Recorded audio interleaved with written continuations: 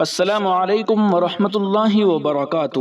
ناظرین و سامعین، آج میں آپ کے سامنے ایک مشہور صاحب نسبت شیخ اور بزرگ عالم دین کے بارے میں بتانے جا رہا ہوں۔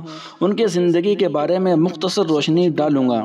آپ سے درخواست ہے کہ اس طرح کی مزید تازہ ترین ویڈیو حاصل کرنے کے لیے ابھی اس چینل کو سبسکرائب ضرور کر لیجیے گا۔ ویڈیو کے نیچے سبسکرائب کے بٹن پر کلک کر کے اس چینل کو سبسکرائب ضرور کر لیجیے گا۔ حضرت مولانا قاری صدیق احمد باندھوی رحمۃ اللہ علیہ مشہور صاحب نسبت شیخ اور بزرگ عالم دین تھے۔ دارالعلوم دیوبند کی مجلس شورا کے رکن تھے۔ آپ اپنے وطن ہتھورا ضلع باندہ یوپی 1341 ہجری 1923 میں پیدا ہوئے۔ کانپور اور پانی پت میں تعلیم حاصل کی اور اعلیٰ تعلیم کے لیے مظاہر العلوم سہارنپور میں 1359 ہجری 1940 عیسوی میں داخل ہوئے اور 1362 ہجری 1943 عیسوی میں دورہ حدیث کی تکمیل کی۔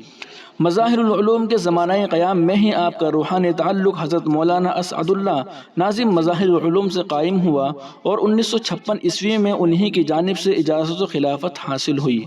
فراغت کے بعد درس و تدریس کا مشغلہ اختیار کیا۔ اس کے بعد اپنے علاقے میں فتنہ ارتداد کا مقابلہ کیا اور مرتد ہونے والوں کو دوبارہ اسلام میں داخل کیا۔ آپ کی تبلیغ و اصلاحی کوشش تا عمر جاری رہی اور خلق خدا کو ان کی ذات سے بہت فائدہ پہنچا۔ تبلیغ و اصلاح کے ساتھ مکاتب قرآنیہ کا سلسلہ شروع کیا اور سینکڑوں مقامات پر مکاتب و مدارس قائم کیے۔ 1371 ہجری 1952 عیسوی میں جامعہ عربیہ ہتھورا قائم کیا، جس نے بہت جلد ترقی کرتے ہوئے مرکزی اہمیت حاصل کر لی۔ آپ اس مدرسے کے ناظم اعلیٰ اور شیخ الحدیث بھی تھے۔ مدرسے میں ابتدا سے لے کر بخاری تک کی تمام کتابیں زیر درس رہیں۔ تصنیف و تالیف کا بھی ذوق تھا۔ آپ نے چھوٹی بڑی تقریباً 20 کتابیں لکھیں، جس میں متعدد درسی کتابوں کی اہم شروع ہیں۔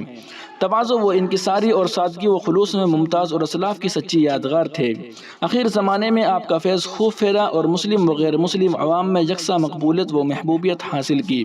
1401 ہجری 1981 عیسوی سے 1405 ہجری 1985 عیسوی تک دارالعلوم دیوبند کی مجلس شورا کے رکن رہے۔ 23 ربیع الثانی سن 1418 ہجری 28 اگست 1997 عیسوی بروز جمعرات لکھنؤ میں انتقال ہوا اور باندہ میں تدفین عمل میں آئی۔ ناظرین، آپ اس اہم ویڈیو کو دیکھ رہے ہیں محاسن اسلام یوٹیوب چینل پر۔ آپ کو اس طرح کی مزید تازہ ترین اپڈیٹ حاصل کرنے کے لیے ابھی اس چینل کو سبسکرائب ضرور کر لینا چاہیے۔